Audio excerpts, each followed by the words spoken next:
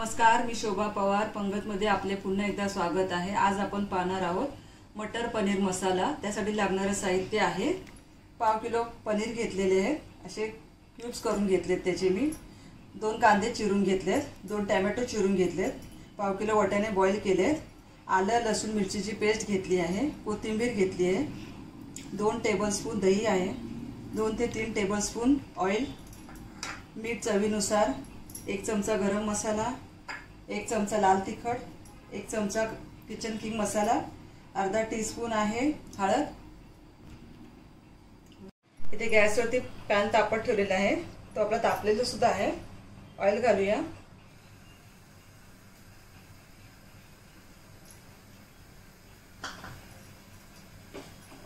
Oil तापल्यावरती कांदा परतायचा आहे। कांदा आपल्याला गोल्डन ब्राउन होईपर्यंत परतायचा आहे।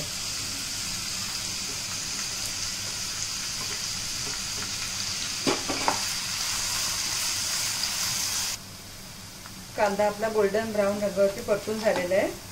टोमॅटो घालूया। तुम्हाला हवं असल्यास तुम्ही तेलाऐवजी अमूल बटरही घालून करू शकता। टोमॅटो आपला चांगला परतून झालेला आहे। आलं लसूण मिरचीची पेस्ट घालूया। लसूण आणि आलं मिरची भाजलेला कच्चा वास निघून गेल्याच्या नंतर मग आपण हे सर्व मसाले घालूया। 1-2 मिनिटं परतून घेऊया। बघा आपला मसाला चांगला परतून झालेला आहे। दही घालूया।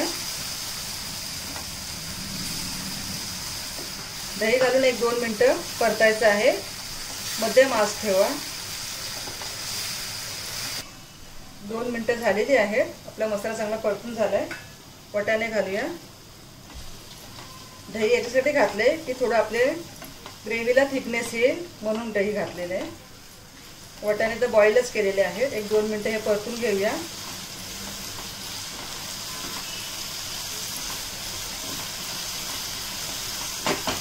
एक वाटी पाणी घालूया। बघा पाणी घातलेलं आहे। जे आता मी 1 वाटी पाणी घातलं ते वाटाणे धुवून बॉईल करायला ठेवलेलं पाणी आहे, ते फेकून देऊ नका। तेच पाणी आपल्याला ह्याच्यामध्ये वापरायचं आहे। आता 5 मिनिटं झाकण घालून मध्यम आचेवर ठेवायचे।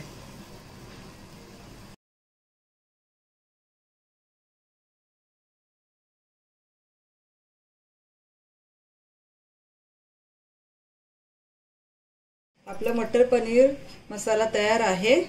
तुम्हाला माझी रेसिपी आवडल्यास लाईक आणि कमेंट्स करा। एक टिप इथे अशी देईन तुम्हाला की पनीर घातल्यावरती जास्त शिजवायचं नाहीये, नाहीतर ते कडक लागेल खाताना। 5 मिनिटच शिजवायचे आहेत। Thank you.